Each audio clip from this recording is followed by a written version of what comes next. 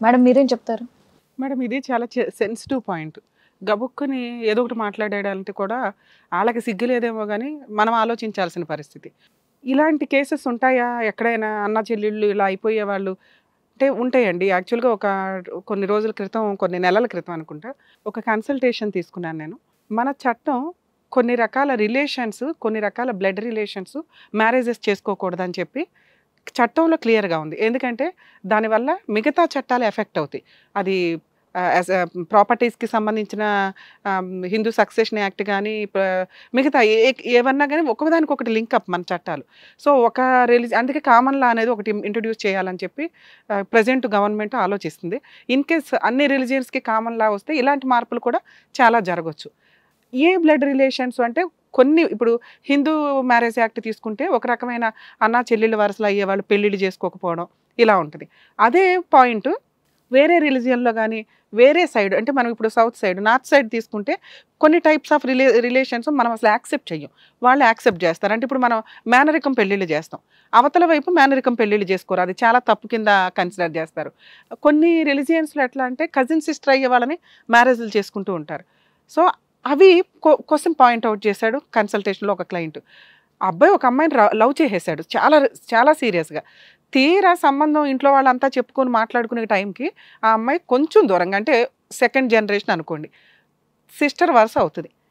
ఈ family well settled family, ఆ family well settled family. In case ఆ అమ్మాయి కజిన్ సిస్టర్ కాకపోతే వీళ్ళకి పెళ్లి చేసేవాళ్ళు. చుట్టరికాలు అన్నీ మారిపోతే వీళ్ళిద్దరు పెళ్లి చేసుకోవడం వల్ల.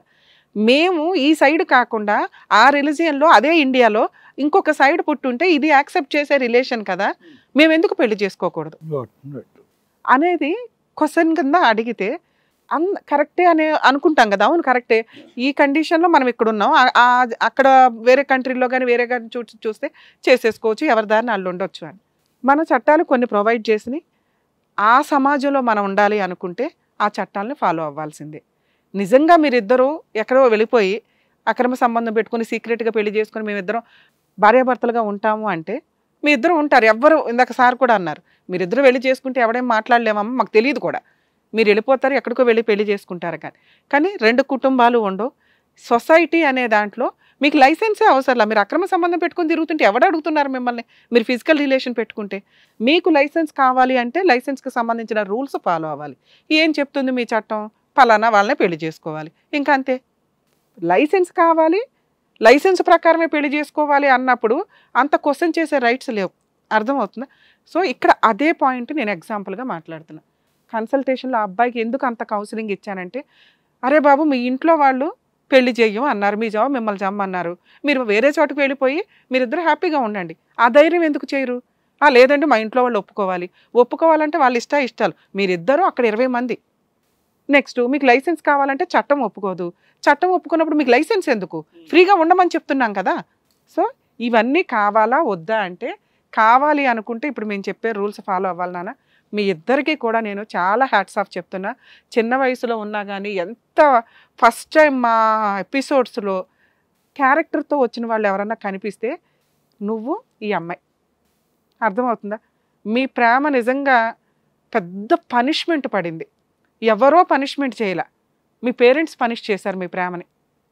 అంత పెద్ద పనిష్మెంట్ మీరే ఎందుకు భరించాలి? పెళ్లి చేసుకుంటే ఏమవుతుంది? అన్నా చెల్లెలు పెళ్లి చేసేసుకోవచ్చు కదా. చేసుకోకూడదు మేడం, చేసుకోకూడదు. ఎందుకంటే మేము చేసుకోకూడదని చెప్పడానికి ముందే నువ్వు చెప్పావు. ఎందుకంటే నీ మెచ్యూరిటీ లెవెల్స్, నీ క్యారెక్టరు అంత పర్ఫెక్ట్గా ఉంది. దీనికి హ్యాట్స్ ఆఫ్ చెప్తున్నాను నాన్న. ఎందుకు అంటే మేము చెప్పవసరలా, మీకు ఆల్రెడీ తెలుసు ఏం జరిగిందో. వీళ్ళకి బుద్ధి చెప్పించడానికి, వీళ్ళ క్యారెక్టర్ ఏంటో నలుగురికి తెలియచేయడానికి మీరు ఇక్కడికి వచ్చారు. నాకు అర్థమైంది దాని ప్రకారం. ఇంత చెత్త మొఖాలకి మీరు సమాధానం చెప్పలేరు ఇంట్లో, ఎందుకంటే మీరు చిన్నపిల్లలు. వాళ్ళు ఏం చెప్తున్నారు మీకు? ఆయన సంబంధం చూడడానికి వచ్చి నువ్వు అని తెలిసినాక షాక్ అయ్యి గుండెలు బాదుకోవాలి. ఎందుకంటే రియల్గా లవ్ చేసిన కూతురు పెళ్లి చేయడం కుదరదు. ఒక లవ్ చేసిన అబ్బాయి అన్నయ్య వరుస అయిపోయాడు. నేను ఎంత తప్పు చేశానా, నేను చేసిన తప్పు ఈరోజు నా కూతురికి తగిలిందని ఆడవాల్సింది పోయి వెళ్ళి డోర్ వేసుకున్నాడట. అదే తప్పు మీ అమ్మ చేసింది. మీ అమ్మకి తెలుసు కదా. తెలుసు మేడం. అరే ఆ అబ్బాయి అమ్మాయిని లవ్ చేశాడంట. ఒక్క కొడుకు, నా కొడుకు లవ్ చేసిన పిల్లనిచ్చి నేను చేయలేకపోయాను, ఎందుకంటే నేను చేసిన అక్రమ సంబంధం వల్ల నా కొడుకు పెద్ద పనిష్మెంట్ పడ్డాడు అన్న కామన్ సెన్స్ ఆవిడికి లేదు. ఇలాంటి ఇద్దరు చెత్త మొక్కల దగ్గర మేము కూర్చున్నామమ్మా. మళ్ళీ ఈ మాట అంటే మా ఆడియన్స్ సగం మంది ఫీల్ అవుతారేమో, ఎందుకంటే వీళ్ళని ఎంకరేజ్ చేసే బ్యాచ్ ఎక్కువైపోయారు.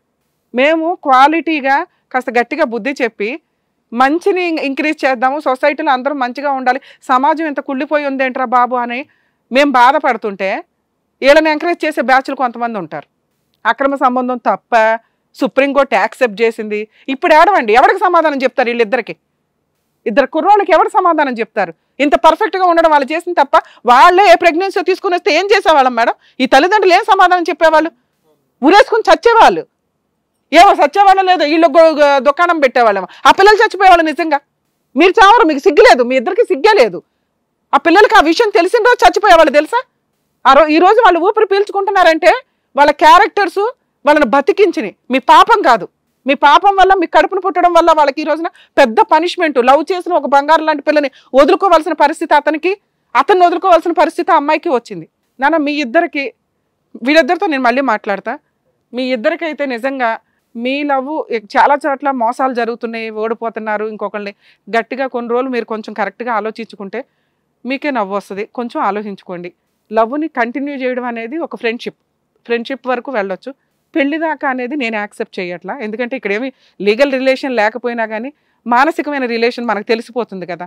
దీని గురించి మీరు కొంచెం ఆలోచించుకోండి. నాకు తెలిసి మీరే ఆలోచించుకున్నారు. మీరు ఏం డెసిషన్ తీసుకుంటారో చెప్తే వీళ్ళిద్దరికి ఏం చెప్పాలో తర్వాత ఆలోచిస్తా. ఎందుకంటే మీకు పనిష్మెంట్ ఇచ్చారు వీళ్ళిద్దరు. ఒక ఇష్టమైన అమ్మాయిని నువ్వు చేసుకోలేకపోతున్నావు, ఒక ఇష్టమైన అబ్బాయిని ఆ అమ్మాయి చేసుకోలేకపోతుంది. మీరిద్దరు ఏం పనిష్మెంట్ ఇస్తారో చెప్తే వాళ్ళకి మేమేం పనిష్మెంట్ ఇవ్వాలో చూస్తాం. నేను ప్రాణంగా ప్రేమించిన అమ్మాయిని మా తల్లి చేసిన పనికి జీవితంలో తన మొహం చూడకుండా చేసింది. ఈ తల్లి నాకు వద్దు మేడం. Very good. నేను తల్లికి అసలు యాక్సెప్ట్ చేయను మేడం. నానా లీగల్ ప్రాసెస్లో ఇప్పుడు ఈ వీడియో మీకు టెలికాస్ట్ అయినాక పెట్టుకోండి. మీ నాన్నగారి చేత డైవర్స్ కేసు ఫైల్ చేయించండి. అది ఆవిడతో ఆయనతో ఊరేగిద్దా లేదా మనకు అనవసరం. ఎందుకంటే ఆవిడ ఏం చెప్తుంది, మీ నాన్న తాగుబోతూ కొడతాడు, అందుకని ఈవిడ శరీరాన్ని అమ్మేసి మిమ్మల్ని పోషించేస్తుందట. మరి ఆ బిజినెస్ ఎలా చేసుకుంటుందో చూడండి. మీ నాన్నగారితో ఆవిడ కలిసి ఉండాలి అనుకుంటే ఆవిడ కాళ్ళే పట్టుకుంటుందో బతులు ఆడుకుంటుందో మీ నాన్నతో చూసుకోమనండి. ఇలాంటి తల్లి దగ్గర నువ్వు ఏ రోజు ముఖం చూసి ఉండలేవు. ఆవిడకి పనిష్మెంట్ ఇవ్వాలి. మేము ఇచ్చే పనిష్మెంట్ కంటే మీరు ఇచ్చేది పెద్దదై ఉండాలి. అదే చేతికొచ్చిన కొడుకుని దూరం చేసుకోవడం. నేను దూరం అయిపోతా మేడం. ఇంకా ఈ జన్మ మీ నాన్న జాగ్రత్తగా చూసుకోనానా, ఎందుకంటే ఈవిడికి ఆల్రెడీ జాగ్రత్తగా చూసుకునే బ్యాచ్లు బోళ్ళ మంది ఉన్నారు. నేను ఈ జన్మలో తల్లి మొహం కూడా చూడ మేడం చేసిన పనికి. నానా ఈ అమ్మాయి పరిస్థితి ఏం చేద్దాం? చెల్లిగా యాక్సెప్ట్ చేయాలి మేడం. చెయ్యవు, నీ మన నువ్వు ఉంటావు అంతే కదా. అంతే మేడం. తన మొహం కూడా నేను చూడలేను మేడం. ఇంకా వీళ్ళిద్దరు చేసిన నీచమైన పనికి ఇంకా మేమిద్దరం తలెత్తుకుని ఎక్కడ బతకలేము మేడం. తన ఒపీనియన్ కూడా, ఎందుకంటే మీరు ఇప్పుడు లాస్ట్ టైం చూసుకునేది, ఒకసారి తన ఒపీనియన్ తనేం డెసిషన్ తీసుకుంటుందో చూద్దాం. నాన్న ఏమని చెప్తావు నువ్వు? నేను సేమ్ అనుకుంటున్నాను మేడం. నాకు మా ఫాదర్ అవసరం లేదు, నా లైఫ్ ఏంటో నేను చూసుకోగలుగుతాను మేడం. మీకు ఇచ్చిన పనిష్మెంట్ కంటే పెద్ద పనిష్మెంట్ మీరు వాళ్ళకి ఇస్తున్నారు. అది వాళ్ళు డిజర్వ్ పర్సన్స్, వాళ్ళకి అది అర్హత. అర్థమవుతుందా? వెరీ గుడ్ నాన్న. మీరు ఇండివిజువల్గా బతకగలరు. ప్రాపర్టీస్ ఏమన్నా ఉంటే కనుక ఆల్రెడీ వాటిని క్లెయిమ్ చేసుకునే రైట్స్ మీకు ఉంటే మీరు ఆ పిటిషన్ ఫైల్ చేసుకోండి. మేమేం హెల్ప్ చేయాలో చేస్తాం. నాన్న ఇది సృష్టిలో జరిగిన ఒక మిస్టేక్, అది మీ పేరెంట్స్ చేసిన తప్పులు కాబట్టి దీన్ని అర్థమవుతుందా?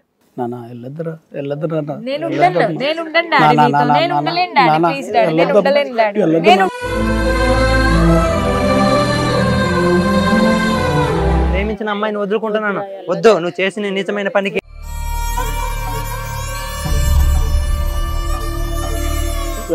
నేను ఉండలేను డాడీ ఇంకా నీతో. నేను ఉండలేను డాడీ ఇంకా నీతో.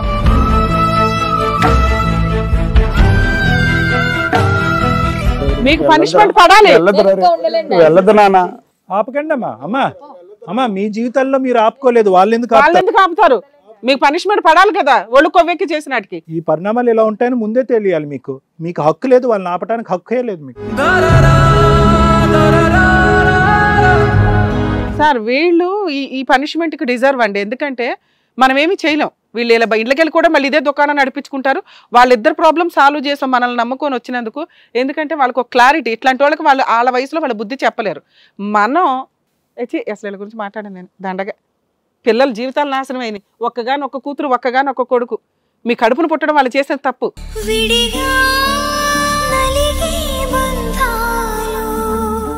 ఏ రకంగా తలెత్తుకొని బతుకుతారు పిల్లల్ని వదిలేసుకొని?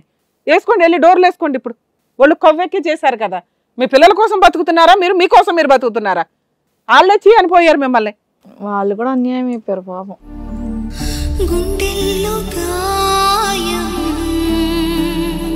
చెప్పండి, ఏం ఏడుస్తారో ఏడవండి ఇక్కడ. ఏమ్మా వాళ్ళకి ఆ మాత్రం పనిష్మెంట్ పడింది, మీకేం పనిష్మెంట్ వద్దా? మీరిద్దరు ఒళ్ళు కొవ్వెక్కి తిరుగుతూనే ఉంటారు. ఇంకా నీ పిల్లల కంటే ఎక్కువ మీకు? లేదు మేడం, మేము విడివిడిగానే ఉంటాం మేడం, ఇంకా కలవం మేడం. మేము మా అబ్బాయితో ఉంటాను. మా పాపతో ఉంటూ విడివిడిగా ఉంటాం మేడం. అసలు ఎప్పుడు జీవితంలో మీ కలవం. మనస్సాక్షికి ప్రమాణం చేసుకోండి, మీ పిల్లల జీవితంలో వాళ్ళిద్దరు పెళ్లి చేసుకోవడం కుదరదు.